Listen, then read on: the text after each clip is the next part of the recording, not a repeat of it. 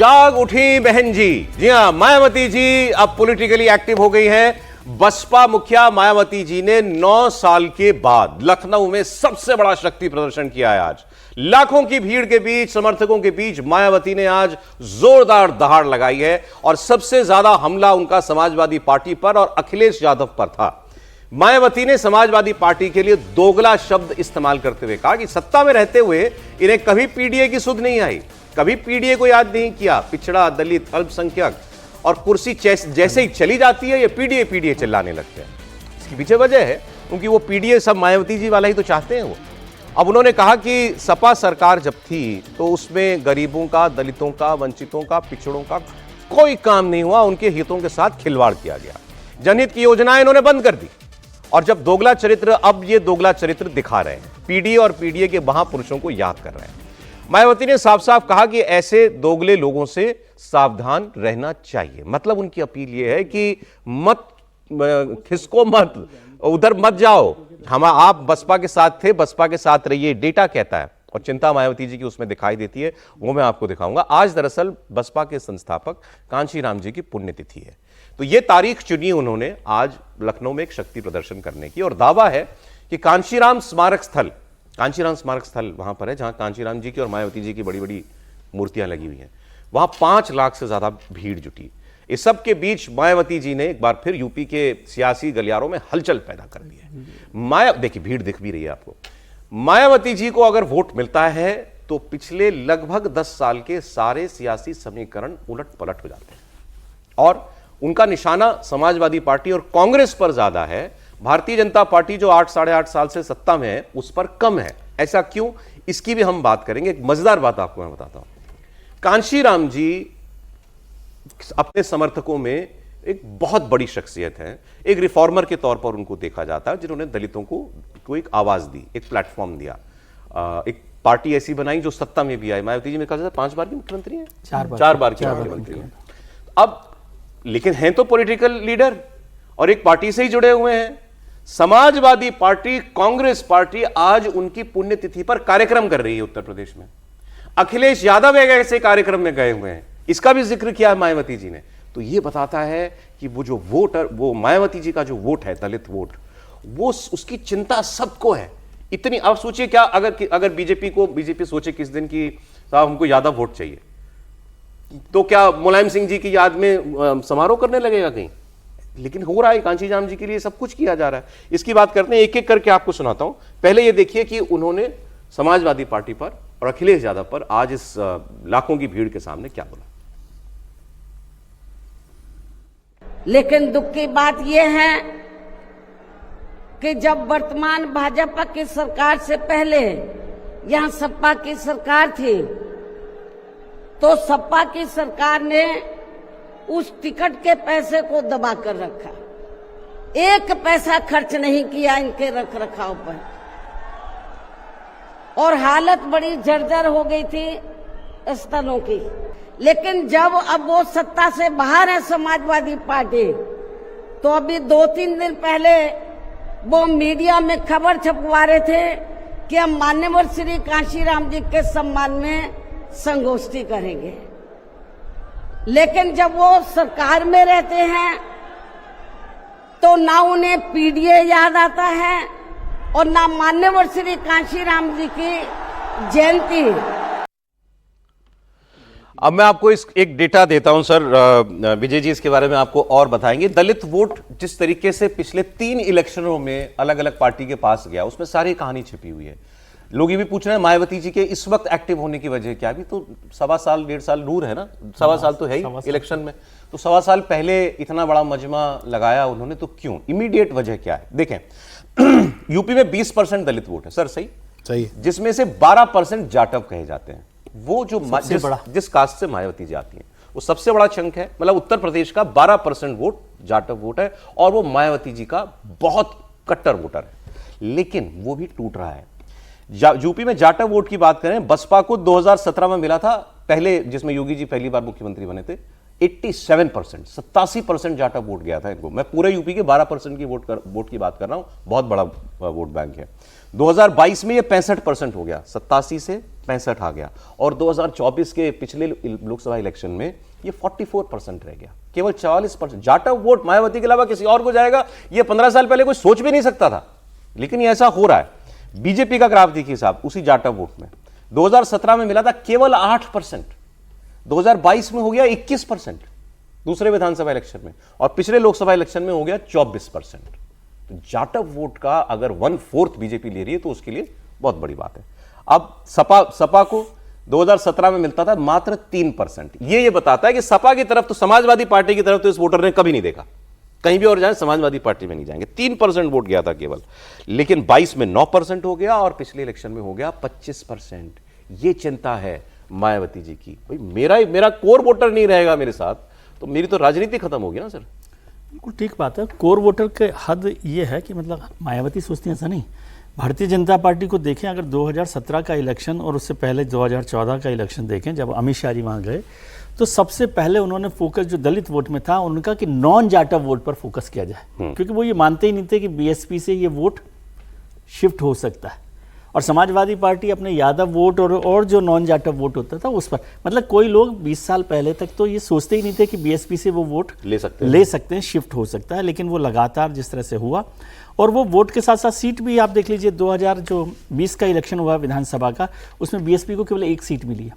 2007 में 206 सीट थी, full majority की सरकार, फुल मेजोरिटी वोट बैंक था। हाँ? 2007 में 30% वोट हाँ, बैंक, तो 30, 206 सीट मिली है जिस पार्टी को 2007 में पूर्ण बहुमत की सरकार बनाई, वो 2022 में 1 सीट पर आ गई है, और लोकसभा में 1 भी सीट नहीं है उनकी। 10 साल के बाद, 12 तक तो चीफ मिनिस्टर नहीं, चीफ मिनिस्टर 10 साल में वोट 30% से 10%, 12 के बाद से ही लगातार 200 से 1 आ गई, 1 सीट आ गई, और लोकसभा में 1 भी सीट नहीं है।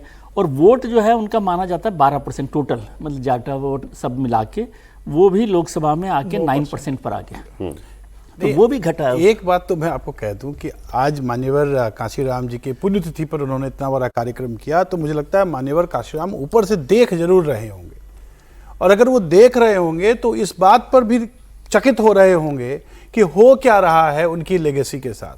हम मायावती को कैसे याद करते हैं और कैसे याद कर रहे हैं, आज मायावती कोशिश क्या कर रही है, इन बातों पर गौर करना चाहिए। बताएं।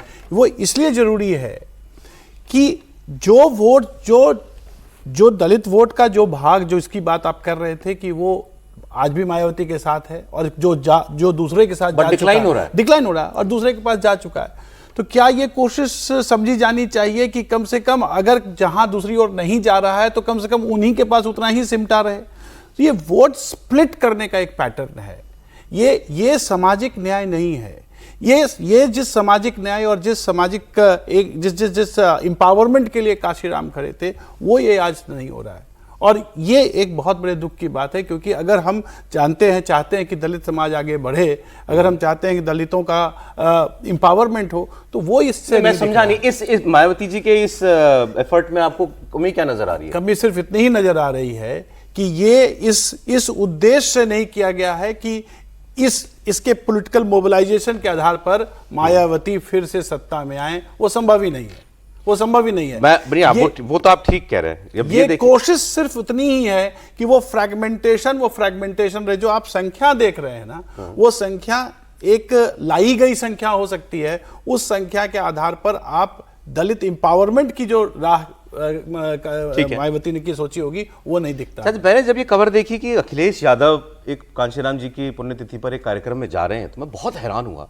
लेकिन फिर जब ये डेटा मेरे सामने आया तो मुझे जवाब मिल गया। आप सुनिए, देखिए डेटा। गैर जाटव का तो मैंने आपको बताया, पिछले इलेक्शन में 25% जाटव वोट अखिलेश यादव को मिला था। तो क्यों नहीं वो कांशीराम जी को याद करेंगे? अगर गैर जाटव की बात करेंगे तो ये और ज्यादा चौंकाने वाला डेटा है।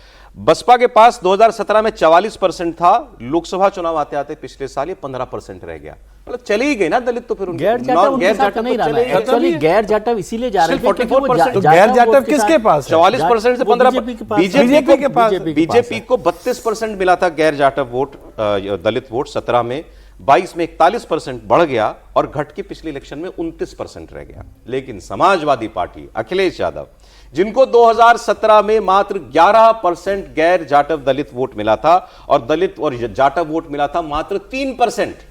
उनका ग्राफ देखिए, 2022 में अखिलेश यादव को 23% नॉन जाटव दलितों ने वोट किया और पिछले साल लोकसभा इलेक्शन में 56% दलित उनके साथ चला गया। 37 सीटों पे चले गए सर, इसीलिए वो 37 सीट्स पे तो चले अखिलेश जी तो, हाँ मतलब अखिलेश जी तो फोटो लगा ले अपने दफ्तर में कांशीराम जी के इतने वोट के लिए, तो क्यों सर? देखिए बिल्कुल निश्चित रूप से। अखिलेश जी अब मुलायम सिंह मायावती जी अगर लगाते 9 कि नहीं साल में लगाते रैली दफ्तर में करेगी फोटो? सर, अगर 9 साल बाद मायावती अगर रैली करेगी तो दलित क्या करेगा? हाथ पे हाथ धर के बैठा रहेगा। मायावती तो महलों में रहने लगी है। अब वो मायावती नाम ही है, माया की देवी बन चुकी है वो। क्या मायावती ने 2017 से 2012 तक की, जब विजय जी बता रहे थे 206 सीटों और 30% वोट बैंक मिला था, मायावती आज बताते कि 5 साल के पूर्ण बहुमत की सरकार में दलितों के लिए क्या कर दिया।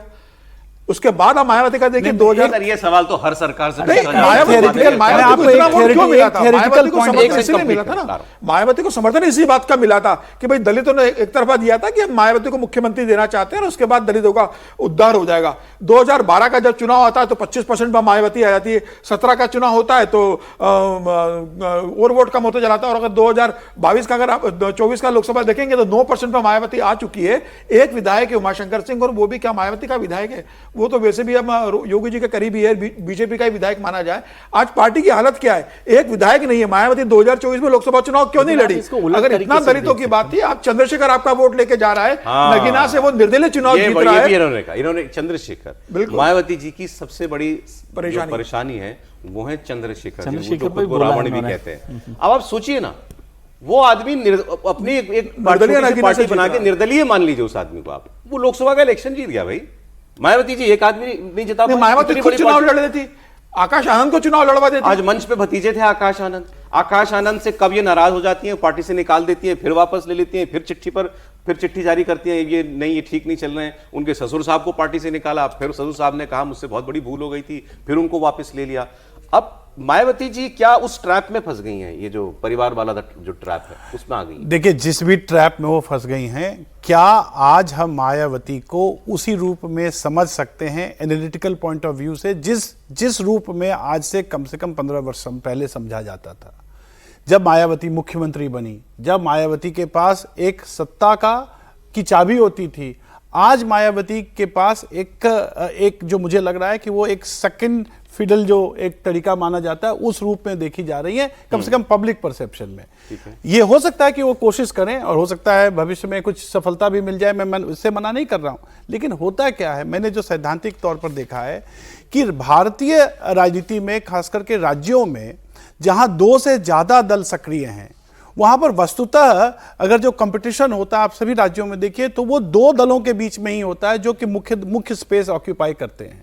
आप उत्तर प्रदेश में भारतीय जनता पार्टी एक सशक्त ध्रुव है, दूसरे ध्रुव के रूप में वहां समाजवादी पार्टी है, और जाहिर तौर पर समाजवादी पार्टी के आसपास ही ये लामबंदीकरण होगा। जिन तत्वों की, ये बात आपकी मैं सहमत हूं। बिहार में ऐसा नहीं सर, चाहे बिहार में तो 3 पार्टियां दल कितनी नहीं, भी, लेकिन किसी भी एक इलेक्शन में 2 ही दलों के बीच में, हाँ, दल कितने भी हो, लेकिन इलेक्शन बाइपोलर ही होता है, और उसमें मायावती जी फिट नहीं हो रही, जी नहीं होती, किसी खांचे में नहीं। बिल्कुल। लेकिन इसको दूसरे तरीके से भी देखना चाहिए कि मायावती ने आज की रैली जो पिछली बार की थी 9 साल पहले, वो भी 9 अक्टूबर 2016। अखिलेश यादव कुछ बोल रहे हैं इसी इशू पर, अभी सुनते हैं। उत्तर प्रदेश में सामाजिक न्याय के राज की स्थापना के लिए पीडीए की सरकार बनाने के लिए संकल्प आज लिया है, और हमें पूरा भरोसा है कि इसी तरीके से लगातार हम लोग काम करते रहेंगे, अपनी भाषा, अपना व्यवहार और लोगों को जोड़ते रहेंगे, तो उत्तर प्रदेश में समाजवादी पार्टी और इंडिया गठबंधन की आने वाले समय में सरकार होगी।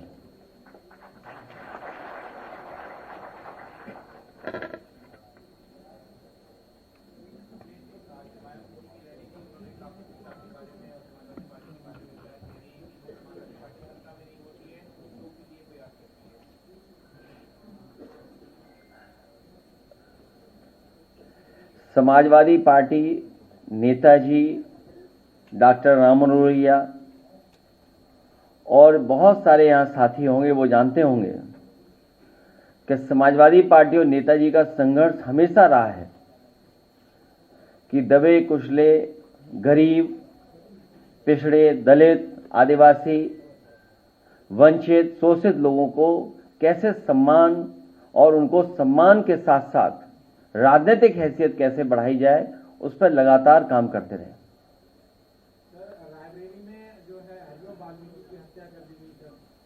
और हमारे साथी जानते होंगे कि मान्यवर काशीराम जी को इटावा से सांसद बनाने के लिए समाजवादी पार्टी, नेताजी और हम सब का, और यहाँ पर बहुत सारे साथी बैठे हैं, इनका सहयोग रहा और उसका परिणाम ये रहा